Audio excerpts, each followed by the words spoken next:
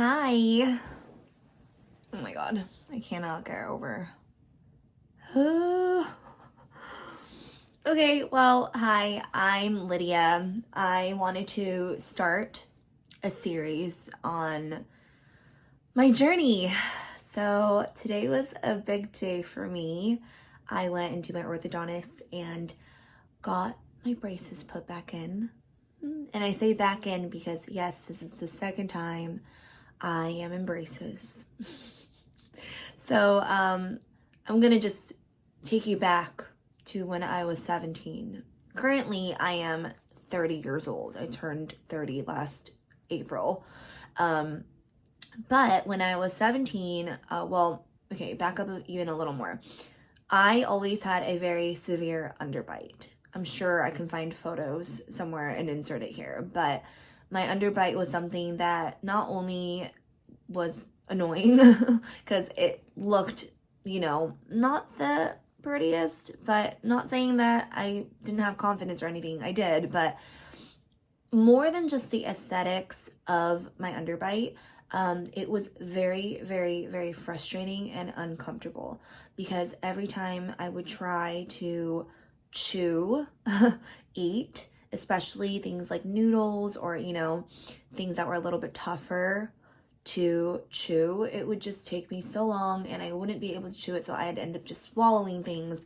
And further along, I knew that this was very problematic and I would be getting indigestion and all sorts of, issues with my digestion. So I knew in the back of my head that this could not just, I can't live like this forever because there will be side effects and consequences. So knowing that, my mom and we went into, severe or like intense, okay, what should we do? So we thought like, okay, should we just get retainers as a kid? And nothing really worked. But when I was a freshman in high school, finally I met Dr. DeLeon. She's my current orthodontist and my orthodontist back then. But she and I had a plan and we decided, okay, we're going to opt for surgery in the end, but we'll start with braces to, align our teeth, get my teeth ready for operation. And all was good. And because I wasn't 18 yet, I was able to get it at the Seattle Children's Hospital. And it was all very, very, it just worked out. The surgery went really well. It was like, I think a 4-hour operation, but essentially they moved my lower jaw back, my upper jaw forward, did a little bit of chin stuff. And yeah, everything was really good. I had no nerve damage. I recovered really well. Of course, I ballooned up and I honestly kind of blocked all of that out of my memory because it was really tough. I remember I ended up in the ER because I had breathing problems. I was throwing up blood and, I had bits and pieces of traumatic memories here and there. But overall, it was okay. And then the quality of my life really went up. I was more confident. I was able to chew. It was really, really great. But of course, I was 17 and life happened and my retainers would break here and there because I would overbrush it while cleaning. Don't do that. Just use the little tablets and clean. Yeah. But anyway, and my teeth would move, but I mean, relapse in ortho is fine, but what was scary is that my jaw continued to grow, right? Obviously, because I was only 17 and we stopped growing at 25, quote me or correct me if I'm wrong, but so I had growth in my jaw and particularly my lower jaw. So when I had, I want to say 3 years ago, I decided I'm going to fix my crossbite because I had a bit of a crossbite from, when my retainers break, teeth movement, blah, blah, blah. And so I had Invisalign with Dr. DeLeon. And as we were, fixing the misalignment of my teeth, we realized okay, this is a bigger issue because now my teeth are fine. But instead of having a natural bite, I'm back to having I have an end-to-end bite. So currently, I do have an end-to-end bite. You see here? Yeah, it's not under, not over. It's just end-to-end. So we did a lot of x-rays and she basically told me, okay, here, look, here's what we can do. two options here. We can go with the surgery route, which is a relapse surgery, or we can try to solve it with braces, but it was not appealing because what she said was we would have to tip my bottom teeth. So they're like this right now. We would move it like this forcefully, and possibly my upper as well. And then it would kind of like feel like and look like an overbite, but it's truly not an overbite. And down the, down the line, there will be a lot of issues. There will be a lot of issues. So I'm like, why would I go through that? I don't want to, end up losing all my teeth and then having to get implants. That's stupid. So let's go with surgery. So she referred me to this wonderful surgeon who I'm working with now. And he and my orthodontist, they are working together to create this awesome plan. And yeah, so as of now, they cannot guarantee if it's going to be just lower jaw surgery or upper jaw or both, because after my teeth are back aligned according to, the way my jaw is, because Invisalign kind of changed that, but we're moving it back to how it's supposed to be.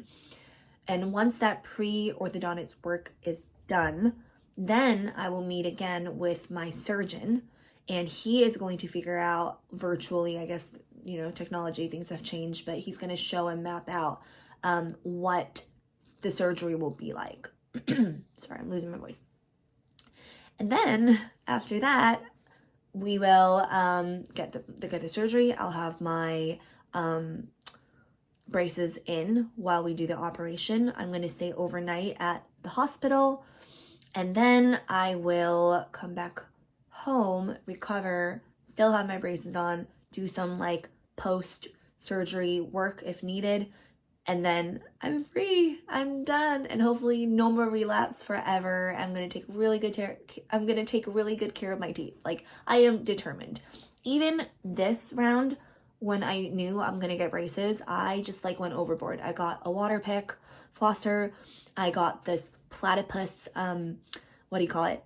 It's like a flossing thing, because I hate those freaking threaders. I have threaders anyway, though, you never know. My orthodontist is awesome. She hooked me up with this like package, and inside there's like a toothbrush, which I'm not honestly gonna use because I use my Sonicare. It's really nice. She gave me, hold on, like a little guide on how to take care of your teeth, which is really nice when you have braces. There's like a mouth guard thing. I'm actually not really sure what this is. I can open it up. Hold on. I guess you just like bite it. I don't know. I'll look into it. Oh, there goes the heater. A travel toothbrush. She got me some threaders, and then of course one of these things where you can like, right, if you got like stuff stuck in your teeth. And then of course wax, because if there's ever wires poking out, you can use a wax, and also chapstick, because that's always good to have as well.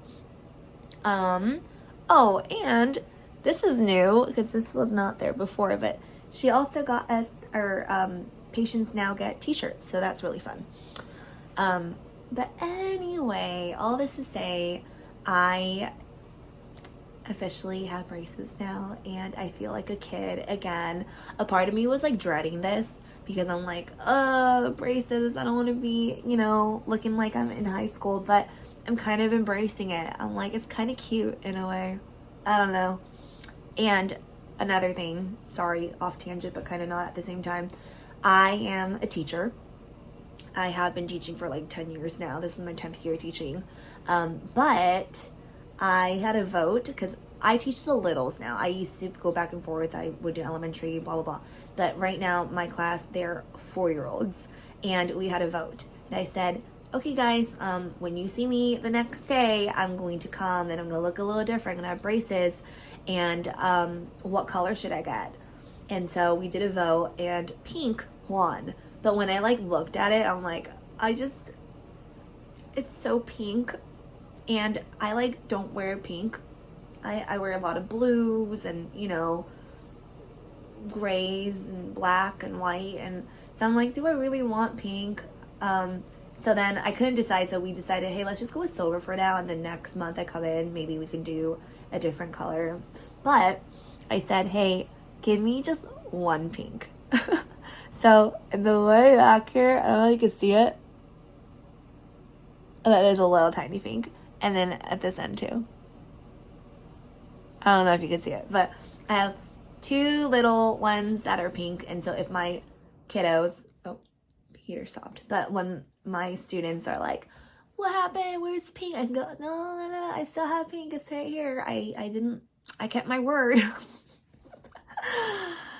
Okay, anyway, yes, I plan to upload videos here and there just to document progress, and I can also make a video on cost of surgery and what I'm anticipating and how I'm going back and forth with insurance companies, figuring out what cost will look like, because surgery is not cheap.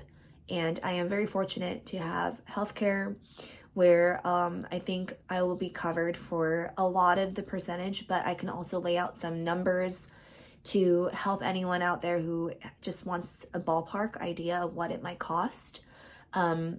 For my braces, like my Invisalign was very expensive. I did not have good healthcare coverage back then, or medical, or dental, I mean. So I basically paid for it out of pocket, and it was like $7,000, but I had installment payments, so I only paid like $300 per month for quite a long time, actually. But the braces is not as expensive. It was like 6,000 something. But then I had a discount because I've been with Dr. Jillian for so long, and I already had Invisalign with her, I had braces with her. So she gave me like a discount for that. And then I had my dental coverage. It covered like 2,000 something as well. So basically I paid 2,100 something dollars. And I can lay out the exact numbers later. But yeah, so this was a lot more doable. Again, I feel very privileged and grateful that this is even an option for me. But yes, for anyone out there who also is in a similar situation where maybe they have relapse, or maybe they have just concerns and they want to figure out like, hey, is it worth it? My bite doesn't align. It's kind of uncomfortable. Is it worth it? Well, it was worth it for me 13 years ago. And I'm hoping that this will also be worth it. And I have good feelings about it. And so, yeah, I'll just keep you guys updated. Thanks for tuning in. Bye.